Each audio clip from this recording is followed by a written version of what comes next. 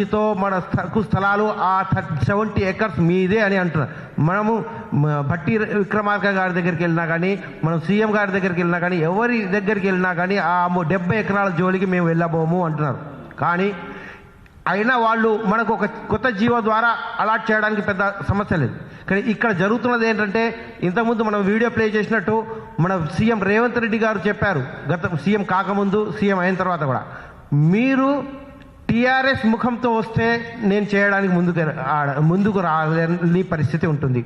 కాబట్టి ఆ వంశీ టీం ఏదైతే ఉందో, ఆ ముగ్గురు ఏదైతే ఉన్నారో వాళ్ళు, ఆ ముగ్గురిని మనము ఎట్టి పరిస్థితుల్లో నెగోషియేట్ చేస్తేనే మనం స్థలాలు వస్తాయి. ఇంకో విషయం, ఈ ఇటీవల జరిగిన డిసెంబర్ 20కి జరిగిన జీబీలో ఈ ముగ్గురు మొత్తం 5 డైరెక్టర్లను నిలదీసి వాళ్ళు ఒక్క మాట కూడా మాట్లాడకుండా ఆ జీబీ జరగకుండా చేయగలిగారు సభ్యులు. అంటే సభ్యుల దృష్టిలో అది బాడీ కాదు, వాళ్ళు డైరెక్టర్లు కాదు. నైతిక విలువలు ఉంటే, వాళ్ళు కొద్దిగా అయినా చీము నెత్తురు ఉంటే, సిగ్గు ఉంటే వాళ్ళు వెంటనే రిజైన్ చేయాలి. ముఖ్యంగా ఈ కథ అంతా 18 ఏళ్ళ నుండి నడిపిస్తున్న వంశీ శ్రీనివాస్ రిజైన్ చేయాలి. రిజైన్ చేయకపోయినా వాళ్ళని గుర్తించే వాళ్ళు ఎవరు లేరు. ఇంకో విషయం, రెండో విషయం, ఇది మొత్తానికి డిజాల్వ్ అయినట్టే. మేము కోఆపరేటివ్ సొసైటీ కూడా మేము కంప్లైంట్ చేశాము.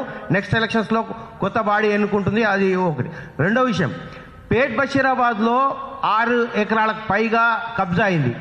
హైడ్రా వాళ్ళు ఆ కబ్జాదారులకు దారులు వదులుతూ ఫెన్సింగ్ వేశారు. తర్వాత వాళ్ళకి నోటీసులు ఇచ్చాము మేము. తర్వాత దాన్ని మేము అది స్టడీ చేస్తాము, దాని మీద ఎంక్వైరీ చేస్తాము అంటున్నారు. కానీ వాళ్ళ దగ్గర ఎలాంటి ఆధారాలు లేకుండానే వాళ్ళకి ఒక నివసించడానికి ఒక అవకాశం ఇచ్చింది ప్రభుత్వం అంటే HYDRAA, GHMC, HMD, whatever it may be. మన దగ్గర అన్ని ఆధారాలు ఉన్నాయి. మనకు ప్రభుత్వం కేటాయించింది, సీఎం మెమో ఇచ్చారు, సుప్రీంకోర్టు ఎన్వి రమణ గారు మనకు తీర్పు ఇచ్చారు, జస్టిస్ ఖన్నా గారు ఇచ్చిన తీర్పులో కూడా మనకు ఇవ్వద్దని లేదు. దానికి కొన్ని లిటిగేషన్స్ ఇచ్చారు. ఏంటి అంటే, మనం ఎమ్మెల్యే ఐఏఎస్ ఆఫీసర్లతో మనకు కాకుండా జర్నలిస్ట్గా మనం సీఎంతో మాట్లాడి బార్గెనింగ్ చేసి వాళ్ళు కొత్త జీవో ప్రకారం మనం తీసుకోవచ్చు అని ఇచ్చారు. ఇన్ని వెసులుబాటు ఉన్నప్పటికీ మన కమిటీ అనే చెప్పుకుంటున్న నాయకులు సభ్యులకి స్థలాలు రాకుండా వాళ్ళు స్వార్థపూరితంగా వాళ్ళ మాఫియాలకు లబ్ధి చేకూర్చడానికి చేస్తున్నారు. ఇక్కడ మేము సభ్యులకు చేస్తున్న విజ్ఞప్తి ఏంటంటే, దయచేసి వాళ్ళ కర్మన వాళ్ళు పోతారు, వాళ్ళ పాపాన వాళ్ళు పోతారు, పురుగులు పట్టి చేస్తారు అని ఇంట్లో పడుకొని మనం ఆవేదన చెందితే మన భార్యా పిల్లలకు న్యాయం చేసినట్టు కాదు. దయచేసి కొంతమంది సభ్యులుగా మేము తీసుకుంటున్న ఈ స్టాండ్లో, ఈ పోరాటంలో ఎక్కువ సంఖ్యలో రండి. త్వరలో మేము సీఎం దగ్గర కలవడానికి వెళ్తున్నాము. సీఎం గారి అపాయింట్మెంట్ కోసం కూడా మేము ప్లాన్ చేస్తున్నాము. సీఎం గారు అపాయింట్మెంట్ ఇస్తారు.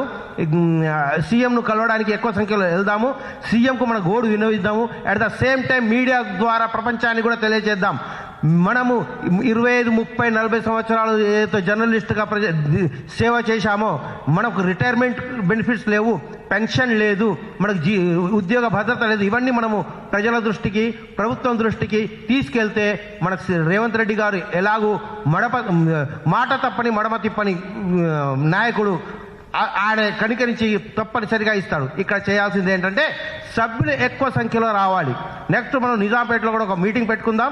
ఆ మీటింగ్లో మనము ఒక కొత్త నాయకత్వం ఆధ్వర్యంలో మనం ఒక స్థలాలు మనం సొంతం చేసుకుందాం. అది త్వరలో ఉంది.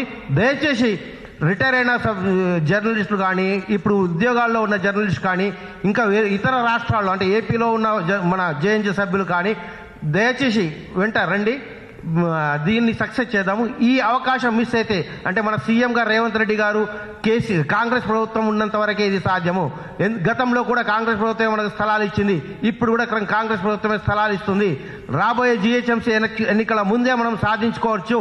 అది దృష్టిలో పెట్టుకుని దయచేసి మా ఈ ఆవేదనను, మా ఈ పిలుపును మన్నించి ఆ వంశీ అండ్ టీం ఏదైతే ఉందో వానికి అనుచరులు కానీ ఇంకెవరైనా కానీ వాళ్ళ దయచేసి ఇటు సైడ్ వచ్చి మన స్థలాలను మనము సాధ్యమైన తొందరలో స్వాధీనం చేసుకుందాం.